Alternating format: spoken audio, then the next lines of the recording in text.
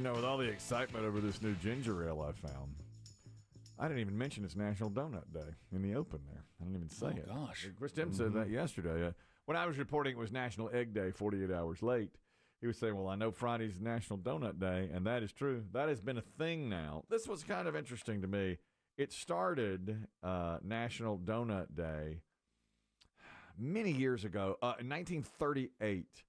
Because the Salvation Army wanted to honor the donut lassies who handed out free donuts to soldiers in World War I. Wow. And so they were honoring those, and they declared today National Donut Day. I wonder if we could go back in time and taste what a donut tasted like then. How different, how similar? Oh, wow. That's a great question. Thank you. I bet it's way different. Excuse me. You see what you've just done again. I ask question after question after question. Chris Demm says, I wonder what donuts were like in 1938. Great question. This is what happens. Well, that's a deep thought question to me. And I know you don't have many deep thoughts about donuts, but That's right. I think it would taste very different because back then it was just, probably pure cane sugar. Well, wait a minute. No refined sugars. Were the first donuts... We used to watch a film strip when I was in elementary school, Homer and the Donut Factory. What? It's called Homer. It's called Homer and the Donut Factory. This sounds like a PR move. This was... It may have been. I don't know. Yeah. We watched it several years in a row. Brought to you by the American Donut Council. Sounds like somebody was taking money under the table to show that to the students. They showed it every year. You don't need fruit for lunch, kids. You need donuts. It keeps America running. Ask your parents for donuts. My God. In retrospect, it may have been pushed onto the schools by the Donut Council. Look at your teacher. They're enjoying one right now. Well, it's called Homer and the Donut Factory. Now, it seemed to have been made in the 50s or 60s because Homer was a little kid like our age, and his dad took him for a special treat to the donut shop. And there's a ton of people in the donut shop getting donuts, and they all looked to be cake donuts. Just fried cake donut. Right, and they showed how they showed, look how the magic. Just pull them out of the oil. Exactly. And it looked to be cake donuts. What happened was a really rich woman lost her diamond in the donut batter by accident. And Homer found the diamond. And so he was going through each donut trying to find it. Great little film strip. As a street urchin, did she reward him with a donut? I think at the end, yes. Instead of cash? I think the very end was him smiling with like one tooth missing and her handing him a fresh hot donut. But when they made them, they looked to be cake donuts and not like a Krispy Kreme donut. Yeah, I mean, how did the toppings evolve? Well, what? Yeah. When did they start glazing? Well, that's my. In 1938, were these glazed donuts? I doubt it. No, I just picture thick cake I agree. donuts. I think that's probably true in 1938. But now today, here we are, Infinite varieties. 90 years later, and we have so many varieties of donut that these restaurants are giving you deals. Krispy Kreme. Free donut today, no questions asked. Okay. Walk in, you don't have to be wearing anything or downloading anything. There's no app. You just walk inside, like a donut, please, and any kind they've got. Oh, that was going to be my big question. Was it just glazed, or can you get a cream-filled, raspberry-filled? Whatever you want. That's right. Wow. Yeah. I before we get any further into this donut, the last time we tried something like this, you nearly put two different smoothie businesses out of business. Smoothie King and Tropical Smoothie Cafe. Classic mix-up. Competitors, one was running a promotion but you gave the other credit for. Correct. Which, Driving business from the people who were actually trying to get it yep. on Flip-Flop Day Yes. to people who had no idea what Flip-Flop Day was. World Flip Flop Day was a little over a week ago, and I said, great news, head into Smoothie King. You get a free smoothie if you're wearing flip-flops. Show me flops. Okay, that wasn't the case. The other one, Smoothie Cafe, was a Tropical Smoothie Cafe, was doing that promotion. So, person after person wearing nothing but flip-flops walked into Smoothie King and pointed at their feet, expecting a free smoothie. Hello. Yes. Smoothie time. And I will not be paying for it. What's this guy doing? Man on the radio said it's free. That's right. What kind of boob said this? Man on the radio says, you owe me a free smoothie. Check the feet, sir. Okay. Let me make sure of this. So Krispy Kreme, That's right. literally a free donut. Literally. No strings. No strings attached. You can walk in and get a chocolate-covered cream-filled donut, a raspberry-filled donut, a lemon cream, whatever you want. Glazed, whatever you want. They are also doing a buy one, get one glazed deal where you get a second dozen for $2. So you buy one dozen, you get a second dozen for $2. Dozen donuts, unbelievable. Other than movie prices, donut prices are the thing that's got me steamed most. Yeah, donuts, I mean, especially, Krispy Kreme has become the masters of doing, a different themed donuts every few weeks. But if you want a dozen of like the themed ones, they're $20. Unbelievable. A friend of my wife's, who I cannot name, just bought a dozen Krispy Kreme glazed, $21 and something. What you just said. I said, are you out of your mind? I mean, my day, you get a dozen donuts, $5. It's weird you can't name her. What was she doing with these donuts, or what? She needed a dozen. She needed a quick dozen. She was done. A friend who I cannot name. $21. Very Karen Reed trial of you. $21 for donuts. Now, Dunkin will give you a free donut as well, but you must buy a coffee or any other Dunkin' Donuts beverage. That is the 15th donut day in a row that they have run this deal.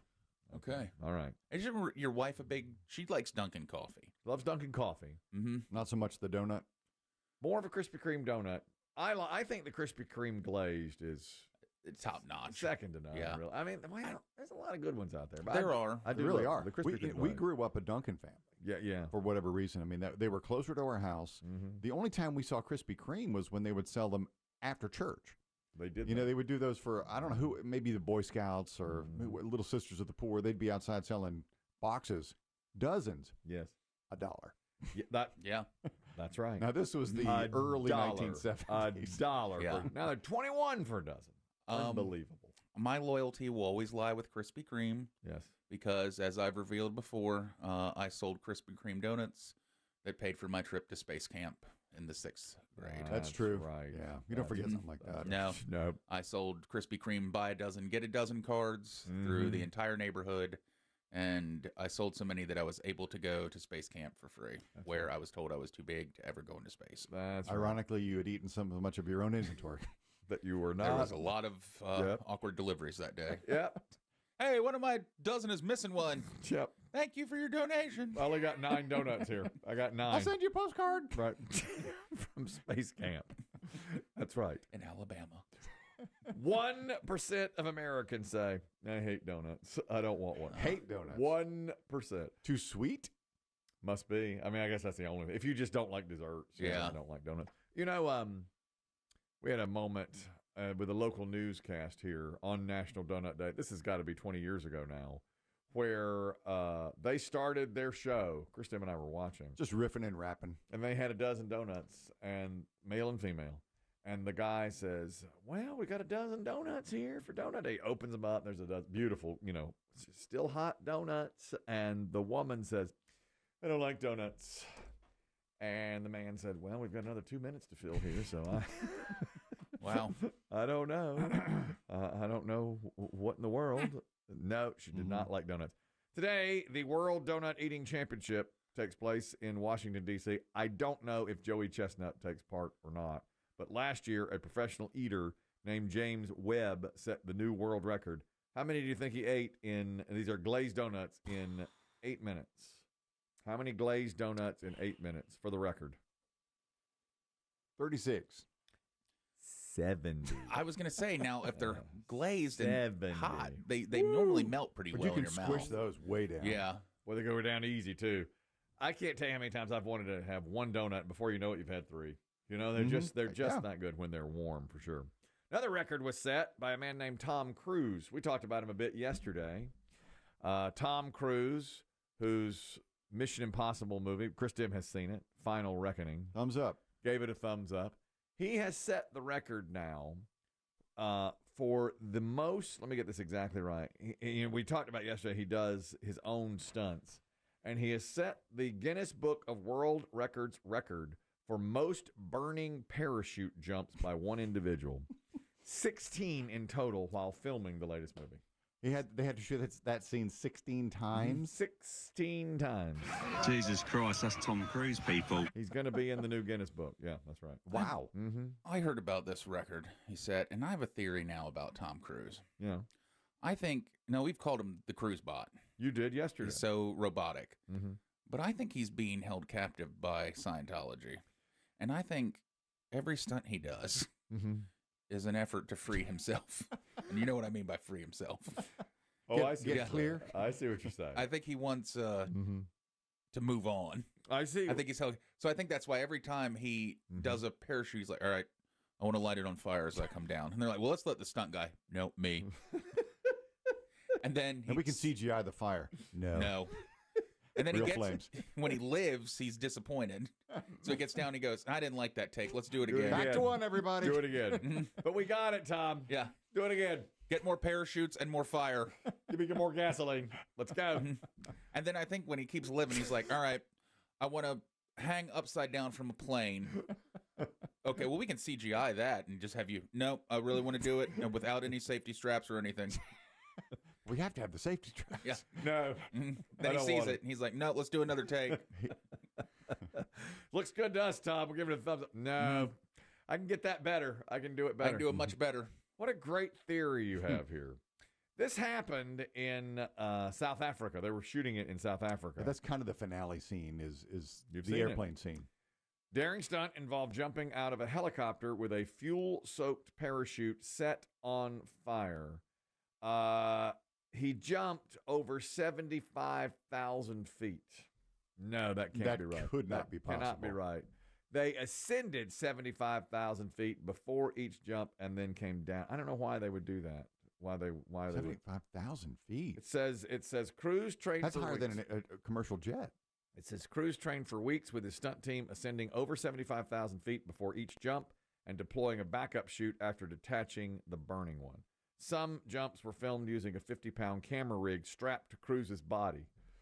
These must have been the later takes when he was like, no, now strap 50 pounds to my body. Do it. We have to do it that way. I want to fall faster. Are you sure? Yes. Guinness praised Cruz for his fearless commitment to pushing action boundaries. I think that 75,000 feet's wrong. You can't go that high. There's no way. Without oxygen, right? Yeah. You can't do that. I don't know what, and maybe I don't know why they would go up that high and then come down for him to jump.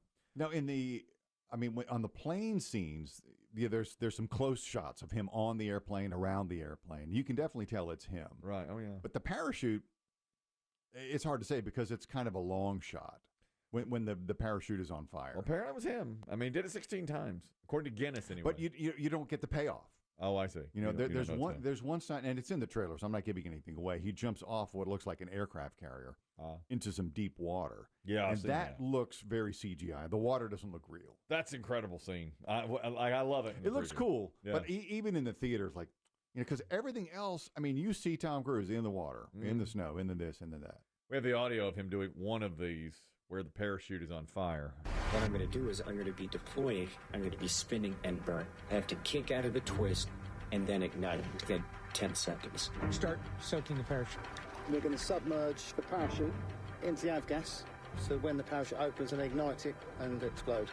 For this shot, we're going to be real smart. I'm not saying be risky. We don't take risks, obviously. So what did Okay, let's go.